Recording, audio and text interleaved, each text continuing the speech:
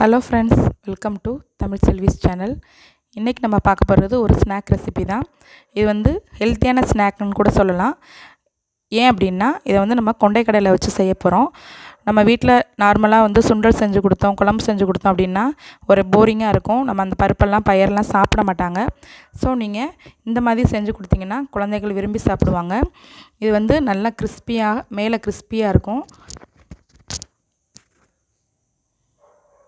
உள்ளே பார்த்தீங்கன்னா நல்லாவே சாஃப்டாக இருக்கும். இதை வந்து நம்ம இந்த கெச்சப்போட அல்லது டொமேட்டோ சாஸோட தொட்டு சர்வ் பண்ணோம் சாப்பிட்டோம் அப்படின்னா ரொம்பவே டேஸ்டியாக இருக்கும்.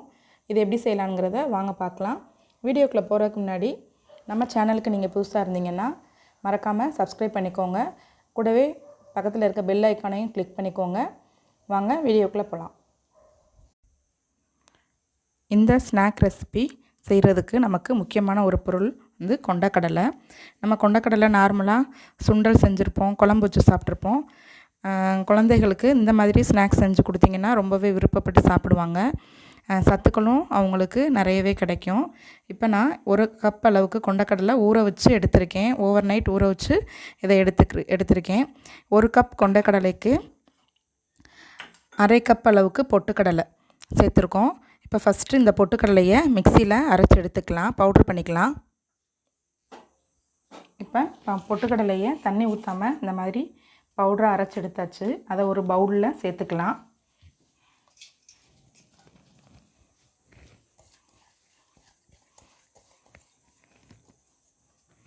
இப்போ ஊற வச்ச கொண்டைக்கடலையும் நம்ம மிக்சி ஜாரில் அரைக்க போகிறோம். பொட்டுக்கடலையை தனியாக அரைச்சி எடுத்துக்கிட்டு அதுக்கப்புறம் இதையும் சேர்த்து அரைச்சிக்கலாம்.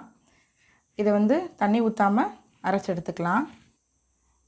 இப்போ கொண்டைக்கடலை சேர்த்து அரைச்சாச்சு. இதில் எந்த வித தண்ணியுமே ஊற்றலை. நம்ம இந்த மாதிரி ஒரு சுற்று 2 சுற்று சுற்றும் போதே இந்த மாதிரி வந்துடும். இதுக்கு மேலே நம்ம நைஸாக அரைக்க வேணாம். இதையும் இந்த பவுலில் சேர்த்துக்கலாம்.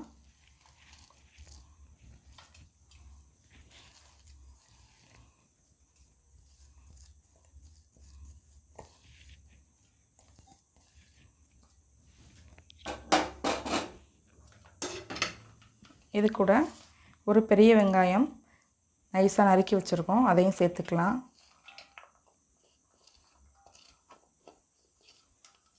கூடவே ஒரு 2 பச்சை மிளகாய், அதுவும் பொடியாக நறுக்கியாச்சு, அதையும் சேர்த்துக்கலாம்.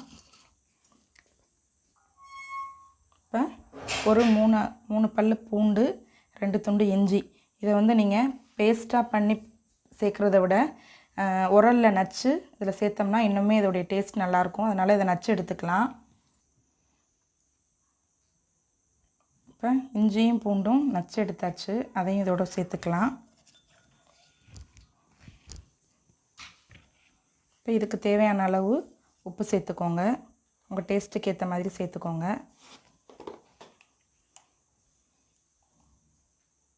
ஒரு அரை ஸ்பூன் அளவுக்கு, சின்ன ஸ்பூனில் அரை ஸ்பூன் அளவுக்கு கரம் மசாலா தூள் சேர்த்துக்கலாம். உங்களுக்கு இதுக்கு மேலே காரம் தேவை அப்படின்னா மிளகாய் தூள், தனி மிளகாய் தூள் சேர்க்குறதுனாலும் சேர்த்துக்கலாம். இப்போ இது எல்லாத்தையுமே ஃபஸ்ட்டு பிசைஞ்சு எடுத்துக்கலாம். இப்போ இது கூடவே நான் ஒரு 1/4 ஸ்பூன் அளவுக்கு தனி மிளகாய் தூள் சேர்த்துருக்கேன். அதையும் சேர்த்து பிசைஞ்சிட்டு நம்ம இதில் தண்ணி எதுவுமே ஊற்றலை. நல்லா பிசைஞ்சு எடுத்துட்டு கடைசியாக கொஞ்சமாக தெளித்து சேர்த்துக்கலாம். ரொம்பவே ஊற்றிடாதீங்க. இது வந்து ஒரு வடை பதத்துக்கு தான் வரணும்.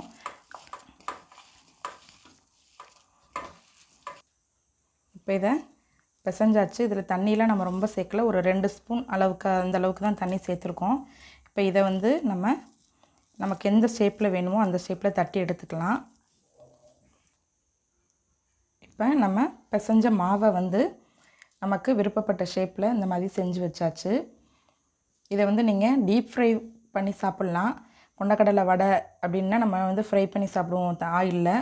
அல்லது நம்ம ஷாலோ ஃப்ரைனால் கொஞ்சம் லைட்டாக ஆயில் போட்டு நம்ம வந்து கட்லெட் மாதிரி போட்டும் சாப்பிட்லாம். ரெண்டுமே ஒரே டேஸ்ட்டாக தான் இருக்கும். இன்றைக்கி நம்ம வந்து ஷாலோ ஃப்ரை தான் பண்ண போகிறோம்.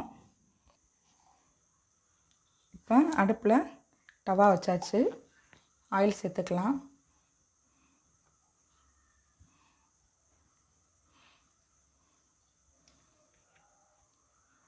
ஒரு 4 ஸ்பூன் அளவுக்கு ஆயில் சேர்த்துக்கலாம். ஆயில் ஹீட் ஆகட்டும். இப்போ ஆயில் ஹீட் ஆயிடுச்சு. மீடியம் ஃப்ளேம்லேயே தான் நம்ம வச்சு இந்த எடுக்க போகிறோம். ஓவர் ஹீட்டில் வச்சோம்னா நம்ம மேலே மட்டும் கருகுன மாதிரி வந்துடும், உள்ளே வந்து வேகாது. அதனால் சிம்மில் வச்சு நம்ம மீடியம் ஃப்ளேமில் வச்சே நம்ம இதை வச்சு எடுத்துக்கலாம்.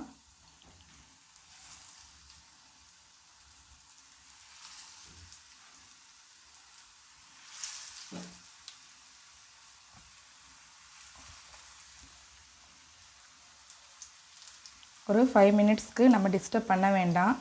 அதுக்கப்புறம் ஒரு பக்கம் நல்லா வெந்ததுக்கப்புறம் திருப்பி போட்டுக்கலாம். இப்போ ஒரு பக்கம் வெந்துருச்சு, நம்ம திருப்பி போட்டுக்கலாம். நம்ம பொட்டுக்கடலை சேர்த்துருக்கனால இது வந்து ஒட்டாது, நல்லாவே எடுக்க வரும்.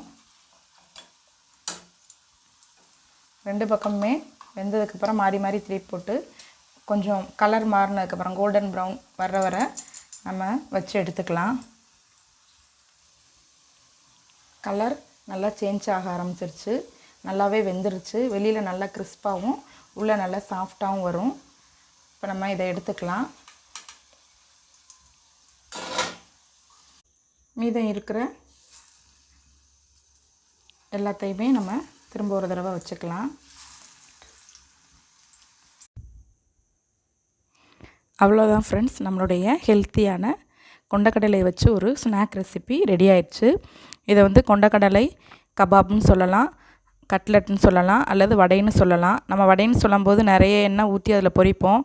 நம்ம இது ஹெல்த்தியான ஸ்நாக்னு சொல்லிட்டோம். ஸோ அவ்வளோ எண்ணெய் வேண்டாம். 4 ஸ்பூன் எண்ணெயிலே நம்ம இதை செஞ்சு முடிச்சிட்டோம். நீங்கள் வீட்டில் இதை ட்ரை பண்ணி பாருங்கள். குழந்தைகளுக்கு ஹெல்த்தியாக அந்த மாதிரி செஞ்சு கொடுங்க. இந்த வீடியோ பிடிச்சிருந்துச்சுன்னா லைக் பண்ணுங்கள், ஷேர் பண்ணுங்கள், மறக்காமல் சப்ஸ்கிரைப் பண்ணுங்கள். தேங்க்ஸ் ஃபார் வாட்சிங்.